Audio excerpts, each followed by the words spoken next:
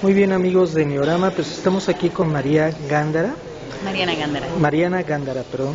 Y bueno, pues estamos aquí en el Museo del Chopo. Acabamos de ver una puesta escénica de artes vivas de un grupo español que se llama El Conde de Torrefiel. Me gustaría tu impresión. Pues yo vi esta pieza hace casi un año, la vi en un festival que se llama Temporada Alta, que sucede en Girona, en España. Ajá. Y desde que la vi en ese momento me pareció que era muy potente dentro de los elementos que podía manejar con mucha sutileza. Desde el texto y la forma en la que el texto se contrapone a acciones que pueden estar o no relacionadas directamente. Ajá. Pero que siempre están generando una sensación que es muy devastadora en el espectador, aun cuando uno se está riendo, porque hay momentos muy divertidos, claro, muy cómicos. Sí. Hay algo que está ahí debajo que en realidad tiene que ver con un asunto que no es tan cómico que en la vida diaria, que es como poco a poco y uno mismo empieza a hacer cosas que no quisiera, empieza a tener relaciones que no quisiera, empieza a seguir patrones de lo que se supone que uno debería de hacer, y muchas veces hay vidas enteras que pasan sin que nadie se pregunte si lo que uno está haciendo es realmente una elección. Y a mí me parece que ese es un tema que resuena mucho no solo en España, sino también aquí en México. Ajá. Que creo que es algo bastante contemporáneo y sobre todo abordado desde una mezcla de lenguajes que van entre la danza y el teatro, entre el performance y una cosa también muy de artes visuales, en donde todo el tiempo se están generando imágenes que no necesariamente a partir de esta correlación entre la historia y lo que vemos, sino justo en ese choque es que van generando un estado emotivo en el espectador, en donde finalmente uno sale bastante sensible a lo que vio y, como bien dice el título de la obra, bueno, con muchas cosas para conversar después de ver esta pieza. Claro, a mí me da la impresión de que se maneja una especie así como del el desperdicio de la productividad, de esta sociedad tan... Pues sí, hay algo ahí en torno a cómo somos una sociedad de consumo y finalmente terminamos consumiéndonos a nosotros mismos. Y creo que todo eso tiene que ver justo con en dónde quedó la libertad y si la posibilidad de elegir realmente existe, o si únicamente estamos todo el tiempo respondiendo a esta sociedad de consumo y a lo que nos quiere vender, y entonces también a esa imagen que creemos que tenemos que tener, ¿no? Ajá. Y eso también cómo se juega en relación a cuestiones laborales, también incluso de relaciones interpersonales. Yo creo que sí hay una crítica muy patente que sí. Para nada intenta ser un asunto velado, sino realmente creo que es una cosa de decir, estamos viviendo esto, no sabemos incluso desde hace cuánto estamos así, pero la realidad es que no podemos hacer como que no sucede. Sí, y bueno, hay la cuestión esta del Cristo, ¿no? Esa narración, bueno, como muy cruda, pero a la vez así como muy... Pues a mí me parece una escena, sí, completamente irreverente, pero que creo que finalmente lo que hace que funcione y que no sea un asunto que sea ofensivo para las susceptibilidades de aquellos que pueden tener esa espiritualidad, es que en realidad durante la escena se están hablando de muchas otras cosas, de ciertas falsedades, de ciertos juegos que se pueden detener, cómo perdemos el control, porque justo todo el tiempo estamos tan contenidos, tan constreñidos por esta sociedad de consumo, que cuando tenemos un minutito de una vacación, de un lugar en donde las cosas no son como en estas reglas que normalmente manejamos, podemos perder el sentido de lo correcto y hacer cualquier cantidad de desmanes y destrozos, ¿no? Sí, sí, sí. Y creo que hay muchos símbolos ahí jugándose en esa escena, tanto la idea de Cristo como el catolicismo español, o la misma bandera española, ¿no? Sí. Y cómo todo eso finalmente termina pues metiéndose uno por el culo, ¿no? Sí, sí, sí, es como dices, pero a mí me pareció de la puesta como que la más cruda, ¿no? Como la que llegaba a un algo, ¿no? Pues es que más definitivo, más... Es probablemente de todas la que pierde la sutileza, en el sentido de que se va a un grotesco muy claro del gesto, de la energía, ¿no? En donde todos están no nada más llorando, sino con estas cosas desgarradas, es decir, el tono ahí se vuelve completamente fársico. Uh-huh. Y entonces sí, hay una cosa como más descarada en la forma en la que siempre toda obra de teatro tiene una forma en la que genera una relación con el espectador. Claro. Y creo que en ese momento específico de la pieza es donde la obra está más en tu cara, ¿no? Como que no te pide permiso, voy a hacer esto. Y así va a ser, ¿no? Sí, sí, sí. Y el resto del tiempo hay momentos donde es un poquito más negociado, ¿no? Este cambio de tono, pasar de una cosa que puede ser terriblemente descorazonadora a que de repente hay una frase que uno se ría, o al revés, hay un chico que está bailando y no deja de bailar y uno se pregunta por qué ese tipo no deja de bailar, y entonces viene algo que como que redondea toda la situación y uno deja de sentir lo que estaba sintiendo. Este cambio tonal me parece que es uno de los grandes aciertos de la pieza. Sí, sí, y es lo que finalmente va haciendo que uno se vaya abriendo como espectador y vaya dejando que lo que sucede y las palabras que está escuchando le entren. Creo que hay un acierto en que nosotros no veamos nunca a la persona que habla. Ajá. Podemos ver que hay alguien hablando, sí, pero está siempre de espaldas, y entonces estamos completamente como embebidos por el sonido de su voz. Y hay algo como de una cierta cadencia en donde, aun cuando puede ser esta escena la más tremenda, pues justo es el momento en donde se deja de un lado la voz para poder pasar esta exageración, ¿no? Sí, sí, sí. Sí, es curioso, esa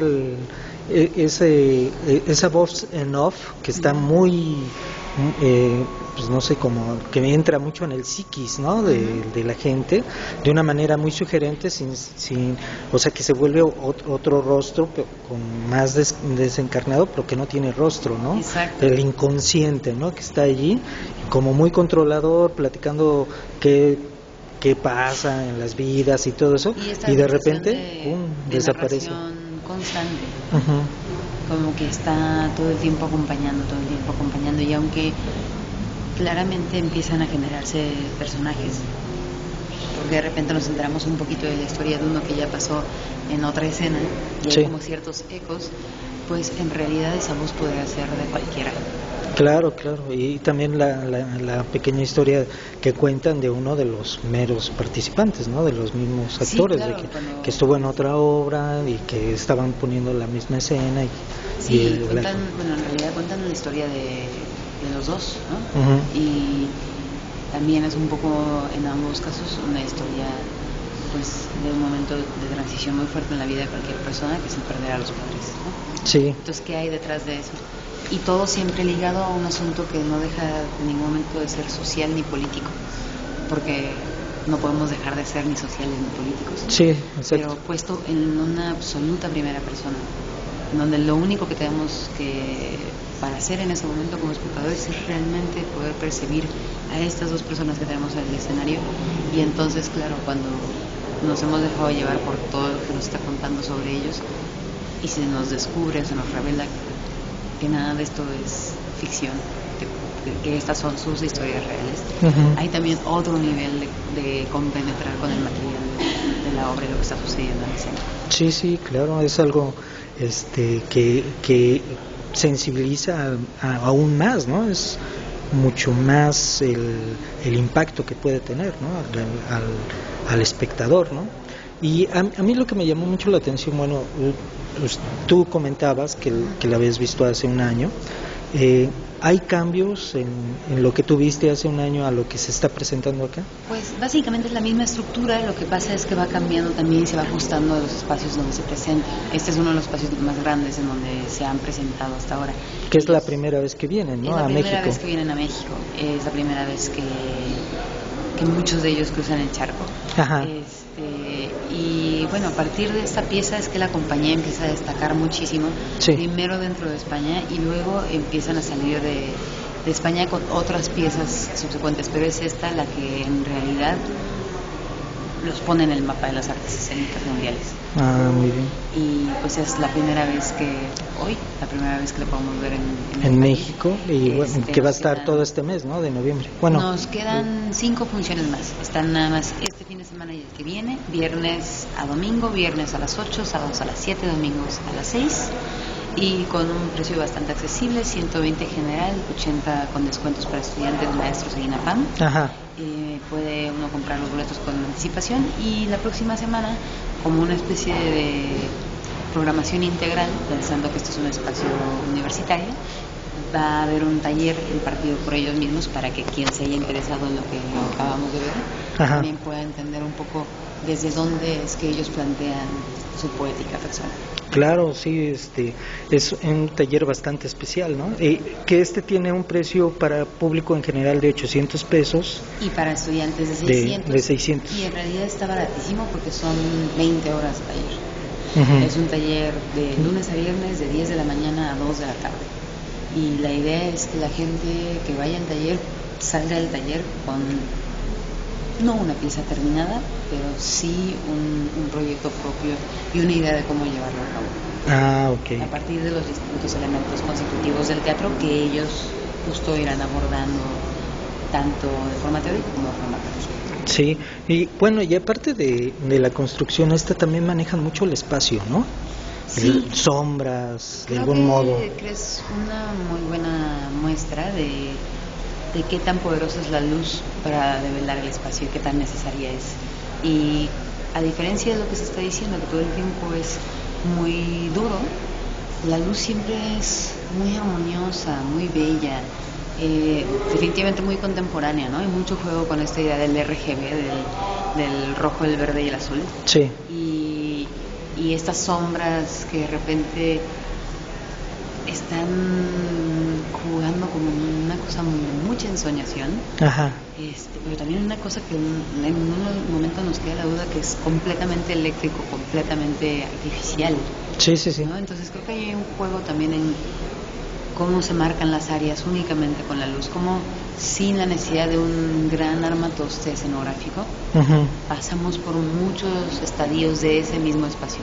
Y esta caja blanca, por llamarla de alguna manera, claro, se va convirtiendo en muchas otras cosas, ¿no? Sí, es elástica, ¿no? Para poder usarse, para poder representar, ¿no? Y ahí es donde yo veo mucho la influencia de las artes plásticas en ellos. O sea, que se nota que son creadores que están muy enterados de lo que sucede en las artes plásticas contemporáneas. Claro. Porque hay una idea muy, muy importante sobre la visual de la obra y que está muy cuidada en cómo pasamos de una cosa a la otra en esta sensación lumínica de franca ternura, por decirlo de alguna manera. Claro, claro. Yo platiqué en la tarde con la artista, con Tania Belleler, y ella me decía que no consideraba que la pieza fuera una crítica a la sociedad, pero siento que hay una crítica incluso a la modernidad en general. Sí, yo creo que, bueno, ellos lo plantean así, como que no sienten que sea una pieza, que sea una crítica como tal, pero yo creo que lo es en el sentido de que no está siendo un panfleto, pero está presentando a la sociedad como de manera un poco desnuda, y entonces ahí hay una cierta postura, es decir, creo que quizá a ellos no les gusta nombrarlo de esa manera. Sí, bueno, ella comentó que era por la cuestión esta moralista, que no piensan que es una cuestión moral, que ellos lo enseñan, que sí lo enseñan y que lo enseñan de una manera con mucha apertura. Aunque siempre hay siempre hay una intención política en el quehacer.